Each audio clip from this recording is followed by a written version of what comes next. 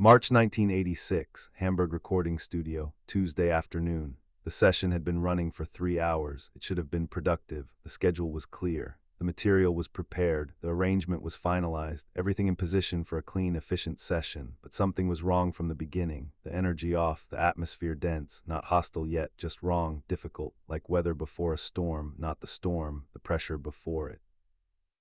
Thomas Anders had arrived that morning already tired, not physically, emotionally. The touring schedule had been relentless, sessions back to back, public appearances demanding, the machine of modern talking requiring constant fuel, constant output, constant performance. He was giving everything the project demanded, had been for 2 years since. The beginning, without pause, without space, without acknowledgement that what he was giving was extraordinary, that the level of output was unsustainable, that a human being required more than professional schedule to function. He arrived at the studio with all of that unspoken, carried into the room, invisible, professional, present, ready to work, ready to perform. Dieter Bohlen arrived focused. The new material required precise execution, specific vocal quality, particular emotional texture. He had a clear vision, clear direction. The session would achieve it. He would ensure it. That was his role, his responsibility, his professional obligation to the music, to the project, to modern talking. The first hour passed normally, technical preparation, level checks, run-throughs, standard procedure. Klaus Schmidt at the board, session engineer, neutral, professional, present. The second hour recording began. First song, take 1, good, take 2, better, take 3, close but not quite. Dieter's voice through the talkback, the chorus, again, the third line specifically. The timing is slightly ahead of the beat. Thomas adjusted, take 4. The timing is better, but the emotional quality has changed. I need both, the timing and the feeling, take 5. Getting there, but the last word, the vowel shape is different from takes 1 and 2. Consistency matters. Again, take 6, take 7. The consistency is better, but now the energy dropped. I need the energy from take 2 with the timing from take 5 and the vowel from take 1. Thomas Anders in the vocal booth, headphones on, hearing the direction, processing, attempting, delivering, each take slightly different, each take meeting some criteria while missing others, each direction asking for something slightly beyond the previous achievement. An hour on one song, one chorus, one specific combination of qualities that kept assembling and dissolving, that never quite held all at once. Take 8, take 9, take 10. The booth was warm, the headphones heavy. The direction arriving take after take without acknowledgement of what was being delivered, without recognition that 10 takes represented significant effort, significant commitment, significant professional dedication. Again, the single word, flat, professional, demanding, without context, without recognition, just again, take 11, Thomas held the headphones tightly, concentrated, delivered. Dieter listened, silence from the talkback, long silence. Then, the chorus is not what I need. The emotional quality is wrong. You're performing it correctly, but you're not feeling it. There's a difference. I need you to feel it, not perform it. Feel it. Thomas Anders stood very still in the vocal booth. He had been in this booth for 2 hours. He had given 11 takes. He had adjusted timing and vowels and energy and emotion and consistency on command. He had delivered what was asked, take after take, without complaint, without pushback, without acknowledgement that what was being asked was technically inconsistent, that the criteria kept shifting, that achieving all requirements simultaneously on command was not simply a matter of trying harder or feeling more deeply. That performing is not the absence of feeling, that professional delivery contains genuine emotion, that the distinction Dieter was drawing was not a technical reality but a conceptual preference. Thomas removed the headphones, slowly, set them on the stand, looked through the glass. Dieter at the mixing board, Klaus at the engineer's position, the manager in the corner, 3 people in the control room, watching, waiting for take 12. Thomas opened the booth door, stepped into the main studio. His voice was calm, steady, controlled, professional to the last. I'm done, he said. Pause. I can't do this anymore. Another pause. I quit. Not shouted, not dramatic, not theatrical, just stated, flat, honest, tired, true. In the control room, stillness. Klaus didn't move.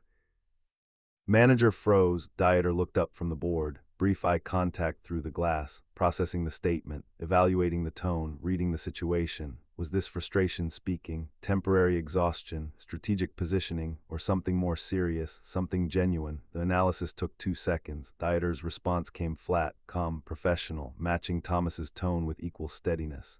Okay, beat. The door is right there, he pointed. Didn't break eye contact. If you're done, leave. Not angry, not pleading, not dismissive, just accepting the statement, acknowledging the choice, returning the agency. If you want to quit, quit. The door is there. Nobody is stopping you. Make the choice you're claiming to want to make. Thomas Anders looked at the door. Studio exit, the door that led to the corridor that led to the building exit, the exit that led to the street that led to whatever came next. He picked up his jacket from the chair where he'd placed it at the beginning of the session, put it on, deliberate, unhurried, professional. He walked to the door, 6 steps, 7, 8. His hand reached the handle, cold metal, familiar weight, the door he'd passed through hundreds of times, entering, exiting. Beginning sessions, ending sessions, now possibly ending something much larger. He stood there, hand on the handle, not pressing, not pulling, not opening, not turning back, just standing. The control room silent, Klaus staring at his board, manager watching the floor, Dieter watching Thomas. The studio held its breath. 1 minute passed. Thomas didn't move, didn't open the door, didn't turn around, just stood, hand on handle, thinking. The door was there. The choice was clear. He'd said he was done. He'd walked to the door. He put his hand on the handle. The next step was obvious, physical, simple. Turn the handle, pull the door, walk through. And then what? That was the question. Arriving, quietly, without drama, just arriving. And then what? Walk down the corridor, take the elevator, exit the building, get in the car, drive home. And then what? Tomorrow morning, what? Next week, what? Modern Talking was not just a project, was not just one of several options, was not a job he could leave and find a replacement for on Monday. Modern Talking was his career, his professional identity, his public existence, his income, his name, his relevance, his life for the past 2 years. Before Modern Talking, smaller projects, regional work, professional but not significant, potential but not realized. Modern Talking had taken him from potential to actual, from regional to global, from unknown to famous, from struggling to successful, from small stages to arenas, from nobody caring what he sang to millions caring deeply. That transformation had happened because of this partnership, because of this project, because of those compositions and productions and sessions exactly like this one. Difficult sessions, demanding sessions, sessions that asked more than felt reasonable, more than felt respectful, more than felt sustainable, but sessions that produced music that moved people, that filled arenas, that sold millions, that mattered. If he opened that door, if he walked through it, if he followed through on the statement he'd made, everything stopped, not just the difficult session, everything, the career, the relevance, the music, the connection to audiences who genuinely responded, the creative output he was genuinely proud of, all of it, connected to this room, to this partnership. To the man sitting at the mixing board who had just told him the door was right there. 2 minutes, Thomas still hadn't moved, hand still on handle, still not opening, still not turning back, frozen between statement and consequence, between declaration and reality, between who he wanted to be in this moment and who he needed to be to have the career he wanted to have. The corridor on the other side of the door was real. The freedom it represented was real. The exhaustion that had brought him to this point was real, and also real what he would lose if he walked through. Both real, both true, both requiring acknowledgement. 3 minutes, 4 minutes, the silence in the control room had become something else, had become presence, had become weight. Klaus at his board, not adjusting anything, not pretending to work, just sitting, waiting, giving the moment its space. Manager in the corner, also still, also waiting, knowing better than to intervene, knowing this had to resolve itself, that any intrusion would make it worse, would force a decision that was better left unmade. Dieter at the mixing board, still, watching, not following, not calling, not explaining, not persuading, not apologizing, not asking him to stay, not acknowledging the 4 minutes at the door, just waiting. The choice was Thomas's, had been from the moment he'd made the statement, had been from the moment he'd picked up his jacket, had been from the moment he'd put his hand on the handle. This was Thomas's moment, Thomas's decision, Thomas's life. Nobody was making it for him, nobody was rescuing him from it. He stood there, 4 minutes and 40 seconds, nearly 5.